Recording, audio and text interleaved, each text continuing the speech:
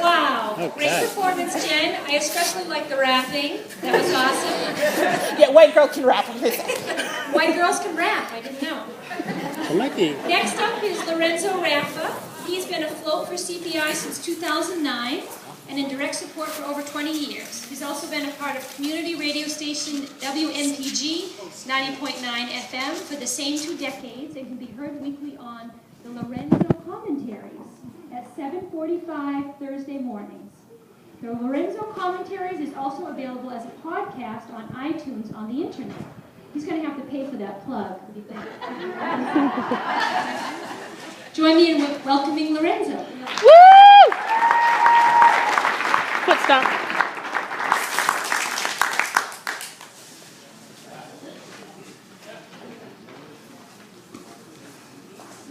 Okay. And you're welcome to clap along, but it won't make much sense. Okay, hi, I'm Lorenzo, and I'm afloat. For people outside community radio, they may ask, what are you work in a swimming pool? Or you're like a yogi and you levitate? No, I tell them I wish.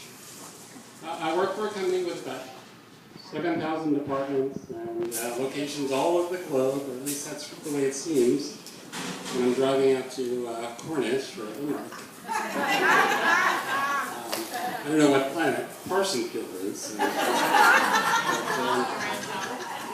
I cover where needed when DSPs are on vacation or sick or quit. I've heard of anyone quit.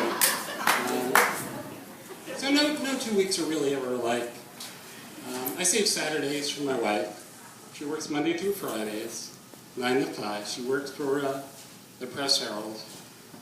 And I guess we both enjoy working for industries that have money to burn. But the rest of my week is pretty much open season. Days, evenings, overnights, anywhere from 5 to 13-hour shifts. And I guess the reasoning behind it, a 13-hour shift is 12's not enough and 13 or 14's too many. So,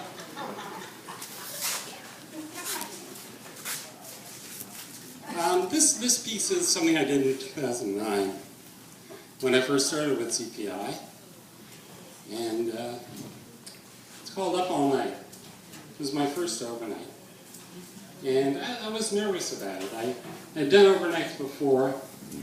You know, I did 3 nights a week for 5 years, but I came in, the gentleman I worked with was snoozing, deep in a REM cycle, and you know, I joined him. Not him, but, you know, I went to bed, and he got up at 6 a.m., and I got him ready for the day. I left at 7, that was it. But, yeah, this one I had to be awake all night. And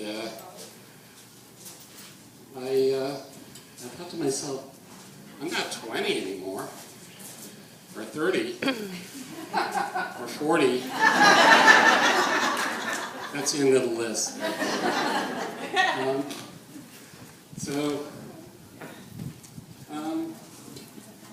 I don't know, the 2 words just seem like an oxymoron, like jumbo shrimp or same difference, pretty ugly. Awake overnight? Didn't make sense. Well, I prepared the best I could. I tried to take a nap that afternoon, but unless you're 4 years old, or 84, napping on demand usually doesn't work. And, well, I packed like I was going camping for a week. You know, Triscuits and granola bars, Diet Pepsi, tangerines, bananas. I like bananas when they're ripe. I like them with the speckles and, alright, anyway, I don't want to get off track. Of course, coffee. Coffee is really essential for an overnight. And it's a good thing I brought my own coffee because in that house, they only drink decaf. Decaf coffee? I mean, it's like petting a cat. What's the point? Well, luckily I was paired up with someone knew the ropes there.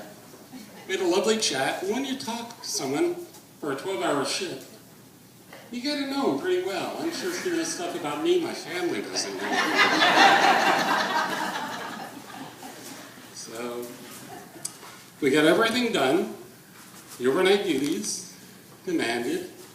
I won't bore you with the details. Who said too late? And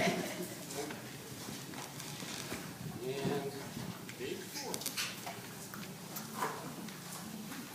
Long story short, too late? Okay. I made it. At 7 a.m., I went home, I went to bed, I woke up at 1 in the afternoon, I felt great. Then later that night, watching the DVR with my lovely wife Lynn, my eyes began to kind of close at 8:30. And I thought to myself, I'm not 20 anymore. And then I dreamed I was. Thanks.